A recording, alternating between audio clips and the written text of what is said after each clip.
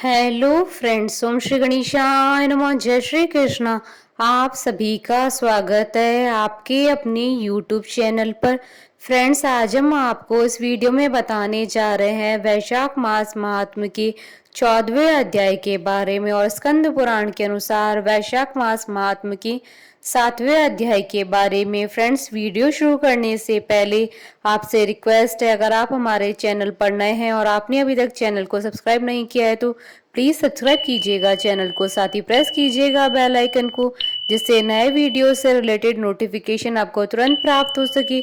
और वीडियो पसंद आने पर वीडियो को लाइक और शेयर जरूर कीजिएगा ताकि सभी भक्तों को इस वीडियो का लाभ प्राप्त हो सके। और कमेंट बॉक्स में जय श्री कृष्ण जरूर लिखिएगा। वैशाख मास महात्म सब प्रकार के विघ्नों का नाश करने वाले तथा सारी सृष्टि का पालन करने वाले श्री गणेश जी, ज्ञान की दाता देवी श्री सरस्वती जी तथा सब पुराणों के कर्ता श्री व्यास जी तथा श्री गुरुदेव जी के चरण कमलों में नमस्कार करके भगवान की श्रद्धा और भक्ति रस में डूबे हुए वैशाख मास महात्म्य की कथा कहती हूँ।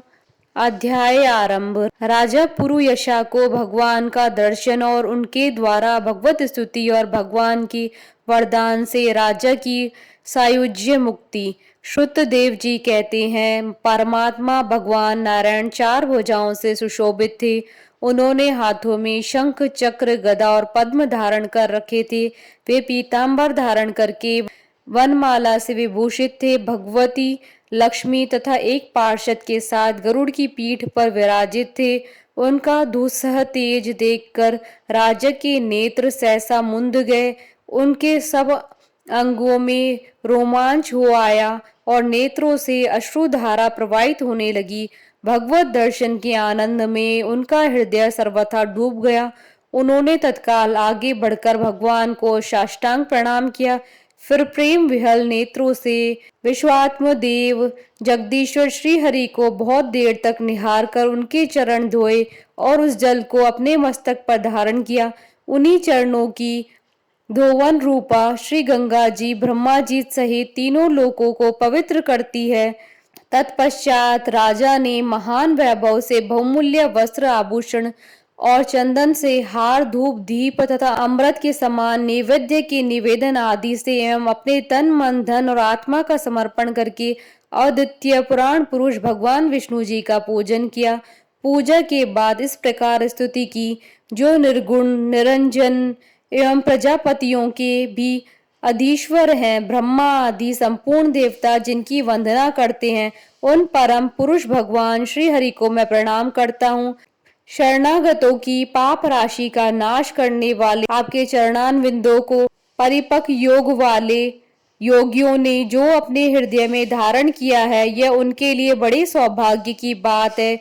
बढ़ी हुई भक्ति द्वारा अपने अंतःकरण तथा जीव भावकों को भी आपके चरणों में ही चढ़ाकर वे योगी जन उन चरणों के चिंतन मात्र से आपके धाम को प्राप्त हुए हैं। विचित्र कर्म करने वाले आप स्वतंत्र परमेश्वर को नमस्कार है। साधु पुरुषों पर अनुग्रह करने वाले आप परमात्मा को प्रणाम है। प्रभु, आपकी माया से मोहित होकर मैं स्त्री और धन रूपी विषयों में ही भटकता रहा हूँ। अनर्थ में ही मेरी अर्थ दृष्टि हो गई थी। प्रभु विश्वमूर्ते, जब जीव पर आप अनंत शक्ति परमेश्वर की कृपा होती है तभी उसे महापुरुषों का संग प्राप्त होता है, जिससे यह संसार समुद्र गोपद के समान हो जाता है। ईश्वर, जब सत्संग मिलता है तभी आप में मन तथा बुद्धि का अनुराग होता है। मेरा समस्त राज्य जो मुझसे छिन गया था, वह भी आपका मुझ पर महान अनुग्रह ही हुआ था, ऐसा मैं मानता हूँ।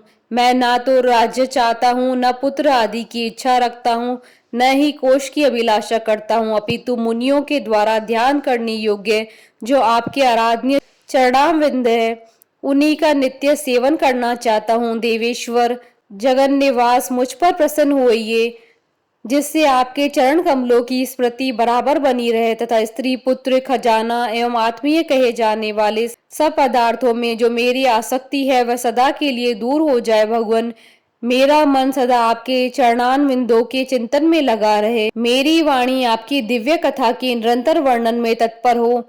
मेरे ये दोनों नेत्र आपके श्री विग्रह के दर्शन में, कान कथा श्रवण में तथा रसना आपके भोग लगाए हुए प्रसाद के आनंद में प्रवृत्त हो प्रभु।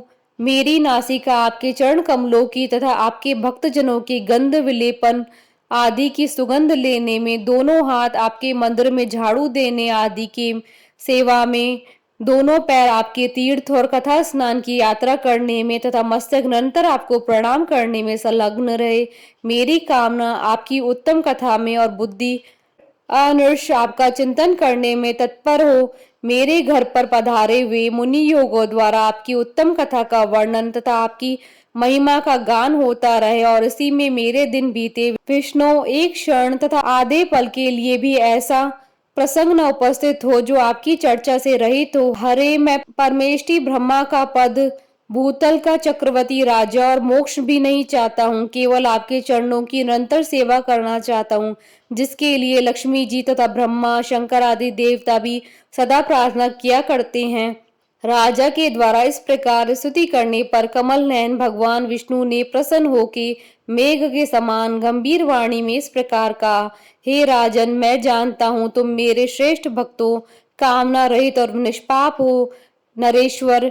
मुझ में तुम्हारी दृढ़ भक्ति हो और अंत में तुम मेरा सायुज्य प्राप्त करो। तुम्हारे द्वारा किए हुए इस स्तोत्रों से इस पृथ्वी पर जो लोग स्तुति करेंगे उनके ऊपर संतुष्ट हूँ मैं, उन्हें भोग और मोक्ष प्रदान करूंगा। यह अक्षय तृतीया इस पृथ्वी पर प्रसिद्ध होगी, जिसमें भोग और मोक्ष प्रदान करने वाला मैं तुम्हारे ऊपर प्रसन्न हुआ। जो मनुष्य इस तिथि को किसी भी बहाने से अथवा स्वभाव से ही स्नान दान आदि क्रियाएं करते हैं, वे मेरे अविनाशी पद को प्राप्त होते हैं। जो मनुष्य पितरों के उद्देश्य से अक्षय तृतीया को श्राद्ध करते हैं, उनका किया हुआ वह श्राद्ध अक्षय होता है। इस तिथि में थोड़ा सा भी जो पुण्य किया जाता है उसका फल अक्षय होता है। नृपश्रेष्ठ, जो कुटुंबी ब्राह्मण को गाय दान करता है, उसके हाथ में सब संपत्तियों की वर्षा कराने वाली भुक्ति और मुक्ति भी आ जाती है। जो वैशाख मास में मेरा प्रिय करने वाला धर्मों का अनुष्ठान करता है, उसके जन्म मृत्यु जरा भय और पापों को मैं हर लेता हूँ। अनघ, यह वैशाख मास मेरे चरण चिंतन की ही भांति ऐसे सहस्त्रों पापों को हर लेता है जिनके लिए शास्त्रों में कोई प्रायश्चित नहीं मिलता है। राजा को यह वरदान देकर देवादिदेव भगवान जनार्दन सबके देखते देखते ही वहीं अंतर ध्यान हो गए। तदंतर राजा पुरुयशा सदा भगवान में ही मन लगाए हुए उन्हीं की सेवा में तत्पर रहकर इस पृथ्वी पर पालन करने लगा।